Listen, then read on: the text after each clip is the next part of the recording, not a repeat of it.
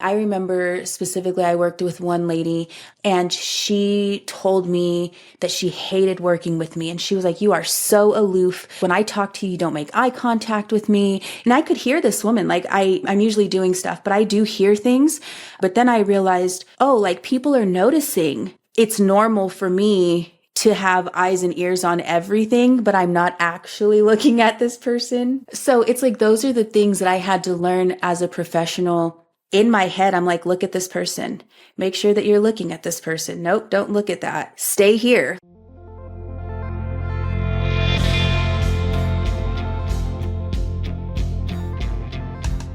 This is ADHD Aha, a podcast where people share the moment when it finally clicked that they have ADHD. My name is Laura Key. I head up our editorial team here at understood.org. And as someone who's had my own ADHD Aha moment, I'll be your host. I am here today with Nikki Daye. Nikki is a school psychologist who advocates for kids with ADHD. She's also a mom to 8-year-old Alea, who also has ADHD. Nikki, welcome. I'm so glad you're here today. Hi, thank you for having me. I'm excited. Let's start first by talking about when you were diagnosed with ADHD. When were you diagnosed? In my teenage years, I first had the diagnosis. It wasn't super definitive. It was kind of like, I think this could be what it is. But 20 years ago, there, wasn't a whole lot of information as to what it actually was and what it looked like. What was going on that led to that diagnosis? I have significant trauma history. So there was what I feel at the time was a lot of overlap between my trauma and my ADHD. So difficulty concentrating, difficulty staying focused, as parents will always say, kind of into everything, starting something and forgetting to finish. I was a very bright kid. I always did super well in school, but it was waiting until the last minute to study, cramming for hours, just poor time management, which I still struggle with. So just seeing those things that look like what you would call a typical hyperactive, disorganized child. Who in your life noticed what was going on? I was in foster care at the time. So it was going to the doctor with my foster family. My foster mom at the time was really big on getting me the help that I needed, getting me into therapy, getting me into my physicals. And so she was the one who had noticed, at home, I was just kind of all over the place. Was there ever any talk with doctors or the school about are these symptoms of trauma that we're seeing, or are these symptoms of ADHD that we're seeing? No, there wasn't actually a lot of conversation about the possibility of overlap. When the idea of ADHD came up, what I remember, it was presented as if there was something wrong with me. Like I had something almost that needed to be dealt with, but the link to my trauma, it was never discussed as this could be the reason why she's behaving this way, or she's having trouble sleeping, or she's having these impulses. And that was very confusing to me. I actually didn't connect those pieces until much later in life when I started doing my own background research into what was going on. I don't know if I'm pronouncing this right. You had or have echolalia? So I do. It's more of the impulse. Like my filter is obviously not filtering as well as it should be. And so I, especially if I'm not medicated to this day, I will hear someone say something and I will repeat it out loud before I even have a chance to realize that I've done it. I might hear a mom talking to a kid and she might say, "Caitlin, stop it." And as I'm walking by, I'm like, "Caitlin, stop it." I'm like, "Oh my God, why do you do that? You're so weird." And so I've had to apologize a lot in my life sometimes. I am so sorry. And that was something that happened when you were a kid as well. It was. Yeah. Yes. In my very, very brief reading, it seems like there is a potential connection to ADHD, that it can be kind of like a self-soothing behavior, a repetitive behavior. Is that aligned with your understanding? Yes. And sometimes I will say them out loud, but there's other times and so one specific thing I can think of, because it drives me nuts, the phrase Black Forest ham. got stuck in my head for probably an entire day. I could not stop saying it. I could not. And even though I managed to stop vocally saying it, like in my head, it was just on repeat. It was like the more I tried to not think about it, the more I thought about it. And it was all day. It was just Black Forest. Like, what does it mean? It's kind of random, but also it really was. Very interesting. And it's like a nice array of syllables there too. Yeah. But then it became like, when you talk about self-soothing, it just became like part of this background noise in my head that just kind of like kept replaying for some reason. Yeah. And so it just becomes like the background soundtrack to my day. It's these weird words. Oh, that's really interesting. So when you were diagnosed as a teen, were you receiving any treatment related to ADHD? I had started taking medication. I was in therapy also. But like I said, I was in foster care at the time. So things kind of, they moved along and they got lost in translation. There was just a lot of playing with medication, trying to figure out how we're going to treat the ADHD. But then is it depression? Is it anxiety? Then as I got older, it was like, oh, is it OCD? Is it bipolar? And it just turned into a lot of, A, making me feel bad about myself. And then B, just different medications and try this and, adjust that. And it becomes very difficult when you're trying to be, a working adult and then a mother and a professional. It just gets very, very exhausting. You use the term lost in translation. Can you tell me a little bit more about what that means when you're in foster care and you have a diagnosis or treatment needs? Yeah. So a lot of my medical records were lost. Oh, wow. From a certain period of time, I couldn't even tell you who I was before. I don't have access to those records. The interesting thing is I lived in one county, but being an athlete, I played basketball at a private school in a different county. And so I got placed in that county to be closer to school. But my original group home placement was in a county in the other direction. So between all of that, and I moved foster homes a few times, by the time I was exited from the system, I can't even tell you where my medical records were. I can't tell you anything about my past. I don't, other than, my memories, I don't have anything. So then trying to go back and explain as an adult, I think I had this, I think this is what I was on. And then being, when they're asking you questions, you're like, I don't really know. It was just starting all over from scratch again, basically in my early 20s. That sounds frustrating.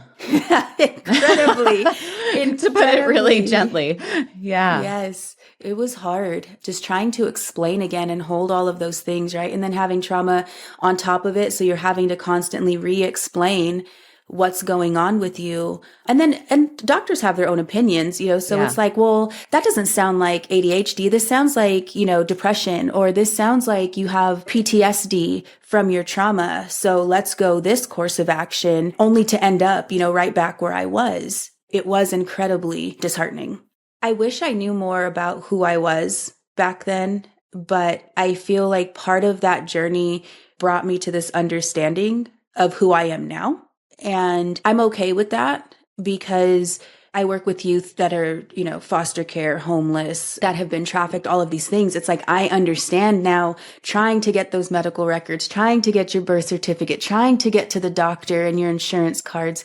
So I have a very unique perspective that allows me to help support and advocate for the student population that I work with now, and even their parents, that reunification part, and they're getting their kids back from the system and then trying to learn how to navigate it. So it actually does give me a very unique perspective to be able to work with these families and say, hey, I've been there, try this kind of thing. And this is what I did. It helps really allow me to connect with those families. They're lucky to have you. Oh, yeah. Thank you. Without a doubt.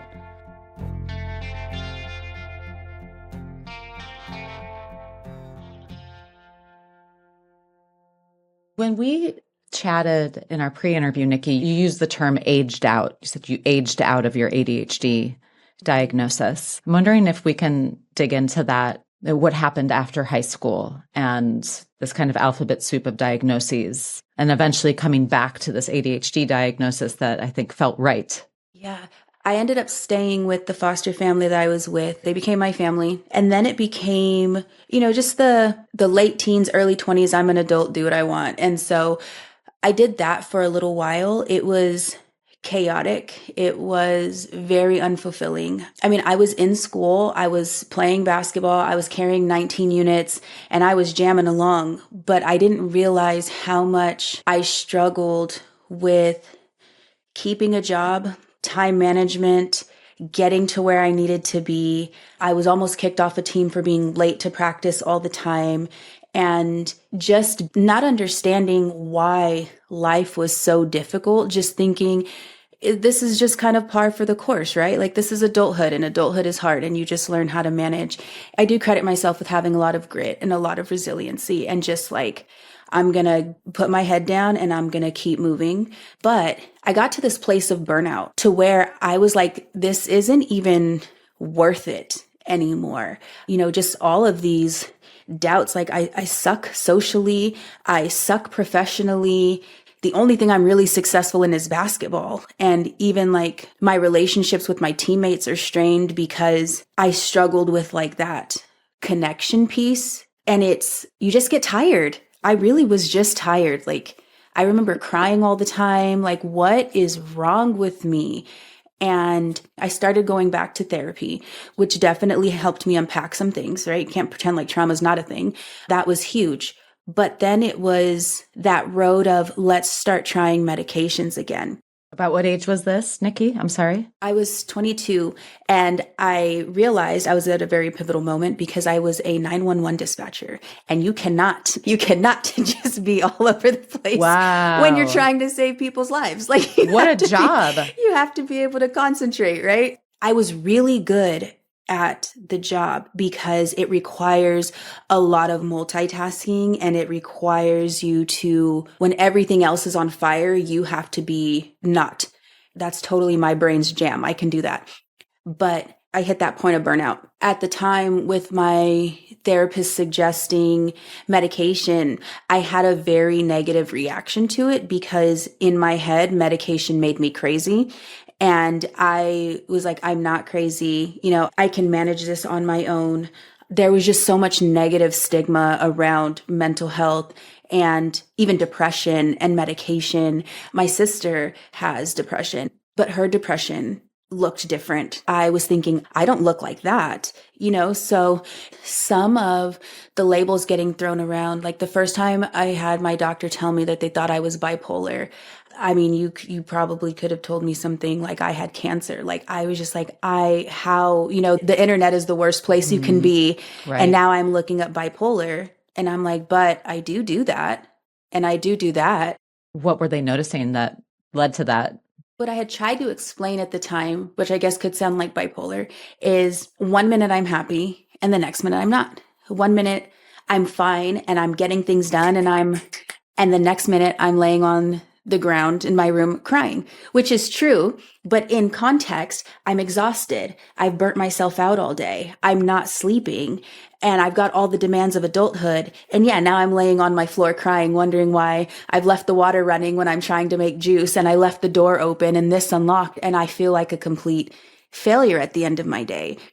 And then experiencing like those highs that come with the good mood and with getting things done and with checking things off my list. And sometimes like that impulsivity, creates kind of like that manic high too. Like, I'm doing things and like, yay, life is great and this is fun. And then reality hits and you come down off of that. So not knowing how to explain it. Yeah, I could see, that sounding like bipolar. Yeah. You ended up at one point, I think you had told me when you were 24, then telling your doctor you had this previous ADHD diagnosis. What was her reaction when you told her about this previous diagnosis? Was she like, oh, confusion? Duh. Confusion. Okay. Yeah, as to why it hadn't come up before. Again, there were a lot of unanswered questions, but then also trying to explain where people are like, you don't typically see ADHD in adulthood. That's not normal. That was something that I got pretty often, which isn't like, true. Yeah, ADHD is for kids. You're not a kid. And my doctor was like, no, let's try this. Let's address this. And when I got back on that medication, it was definitely an eye-opening experience. And that is what made me start doing even more research into where I was as an adult. And then all of the other little like nuances, like I'm an adult female, I'm an African American female. Like, what does this look like for me? And then at this point now, I'm finding more and more stories of people like me, my age, that look like me, telling their version of their ADHD journey and how it's impacting them in the workplace. And so it was just like, oh, I've arrived. Tell me about these realizations, these maybe, dare I say, even ADHD aha moments around race and ADHD and gender, that intersectional story. What were you realizing? That there is so much overlap between trauma and ADHD in like our Black, brown communities is like one of the biggest takeaways that I've learned. And sometimes a lot of misdiagnoses around, is it trauma or is it this, when you have so much comorbidity between the symptomology of both. Just realizing that it doesn't have to be all or nothing. Realizing that sometimes characteristics that are more attributed to Black, brown individuals are actually indicators of something deeper that get overlooked and are misunderstood, especially with our young children and their experiences.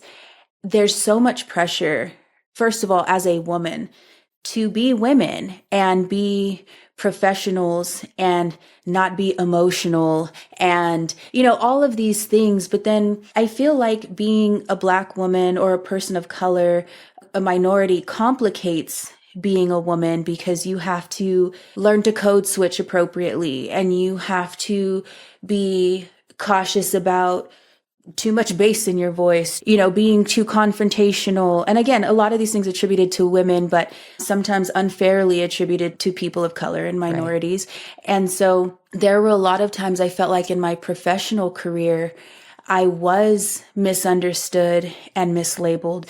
Like I remember specifically, I worked with one lady and she told me that she hated working with me. And she was like, you are so aloof. You just don't listen. When I talk to you, you don't make eye contact with me, all of these things. And now being older, I realized, man, there were so many things like that. I could have been on the spectrum and you're mad because I'm not making eye contact. But for me at the time, I do struggle with social interactions and like knowing what's correct. But then also those things of like, if I'm looking at you now, am I being too aggressive? Am I being confrontational? So I'm trying to figure out as a person, as a woman, and then being a Black, like, how do I act less confrontational?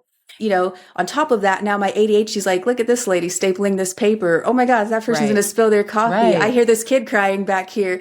And I'm trying to juggle all of these things. And I could hear this woman, like I'm usually doing stuff, but I do hear things. So it's not like I was ignoring her, but then I realized, oh, like people are noticing that I'm doing these things, even though it's normal for me to have eyes and ears on everything, but I'm not actually looking at this person, but I hear you. So it's like, those are the things that I had to learn as a professional, that sometimes even in my head now, medication or not, in my head, I'm like, look at this person. Make sure that you're looking at this person. Nope, don't look at that. Stay here. Like I have to just in my head, because medication is great. Whether you choose to take it or not, medication isn't the end all be all. And so you still have to learn as an adult how to cope with these things as part of ADHD. And everybody has their own tips and tricks. But for me, it's like that constant trying to stay present. Like even if I'm going from one room to another one, I'm like, you're taking this to the washing machine, go to the washing machine, go to the washing machine, go to the washing machine, go. Like I just have to keep going. And that's medicated or not. Sometimes totally. I'm successful, sometimes I'm not. That's a lot to carry. And like all of the different ways that like, how your brain is working and how people may be perceiving you. Mm-hmm. All those hoops you have to jump through even before you say a word. Yeah. And I don't think people understand sometimes, right? Because you can't see it. I hide sometimes in my office and I will wait till I don't hear anybody in the hallway. My goal is get to the printer. You printed this report. And this is a, time sensitive thing. And then someone stops me and they're like, hey, do you have a minute? I meant to talk to you about this kid. Now I'm like, crap. Don't forget the printer. Don't forget the printer. Oh my God. Trying that to make happened to me yesterday. eye contact with this person, right? Because it stuck with me what that lady said. And I'm like, okay, don't be aloof. Don't be a jerk, talk to this person. So I'm trying to genuinely be invested. And in the back of my head, I'm like, don't forget the papers on the printer. Don't forget that you have to pee. Don't forget the papers on the printer. Don't forget to pee. And I'm trying to still be engaged. And they're like, oh, this kid and this, that, so there's just so many things. Oh, yeah. And I don't have a notepad to jot this right. down. Yeah. No, that happened to me yesterday, Nikki. Somebody was like, oh, I want to show you something. And he was so excited. And I was like, oh my God, I need to text the babysitter. I was just about to text the babysitter. Yes. What was I going to text the babysitter? And I was like, smile, look at the video he's showing you. See? Yeah. Do normal things. I tell myself, do normal people things. Do normal people things. Don't act what do like normal people do right now?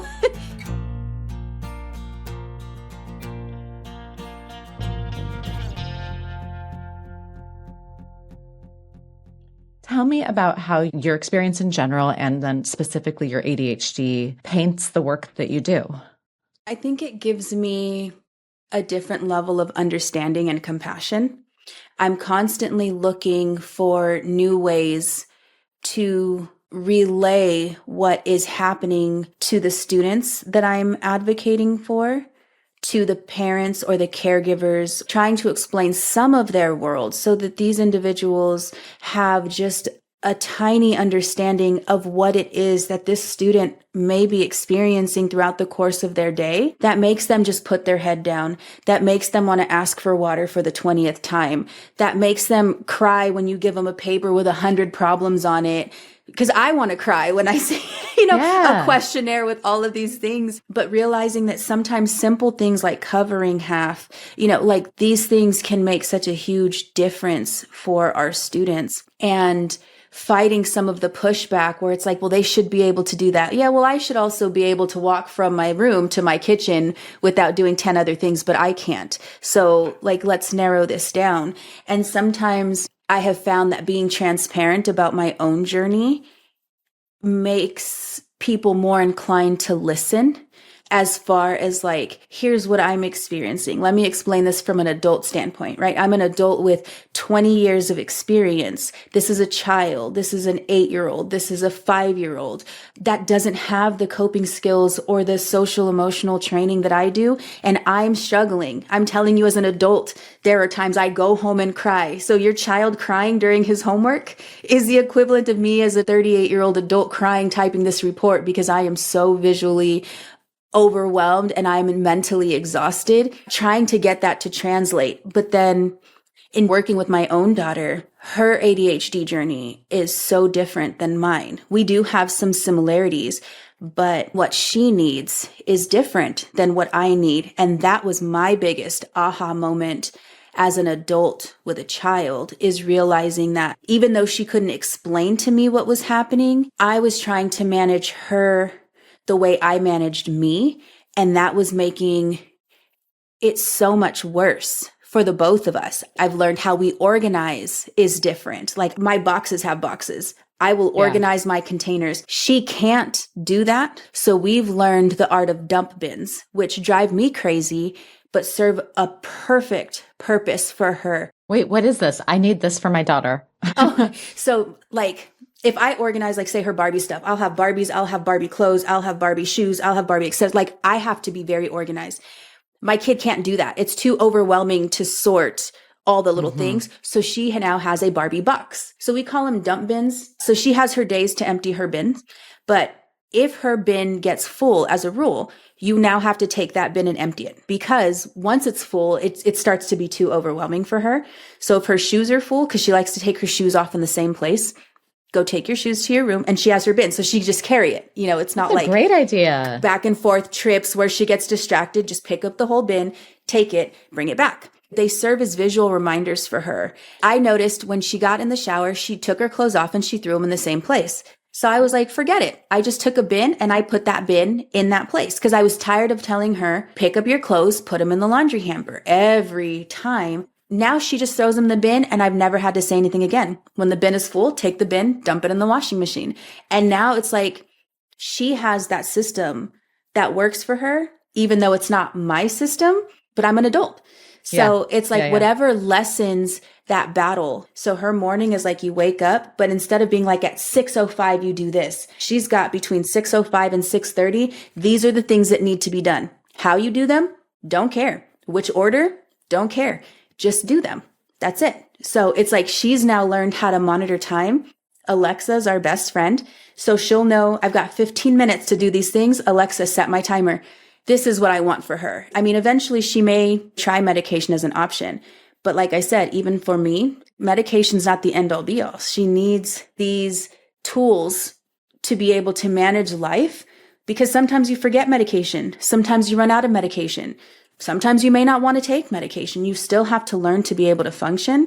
And so for her and for my students, these are the skills that I'm trying to teach them as well as caregivers and parents to say what they're experiencing may not look like what you're experiencing. And sometimes it's okay to meet your kid halfway and say, if this is what you need, I don't care if this is our third laundry bin, if this is what eases your brain or the frustration, who cares? It's an extra laundry bin.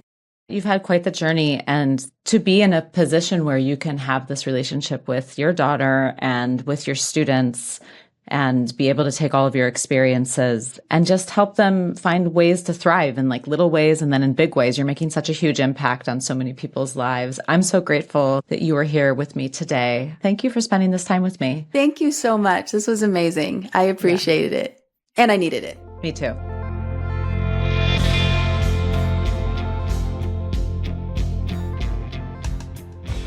Thanks for listening today.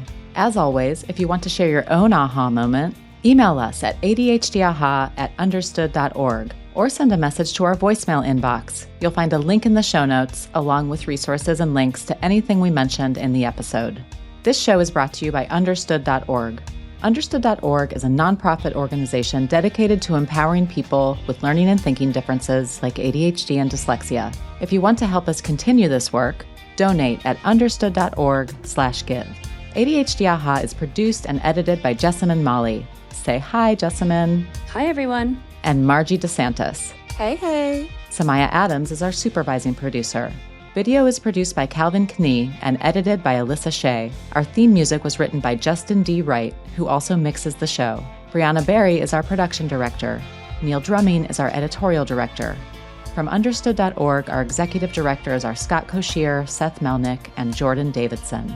And I'm your host, Laura Key.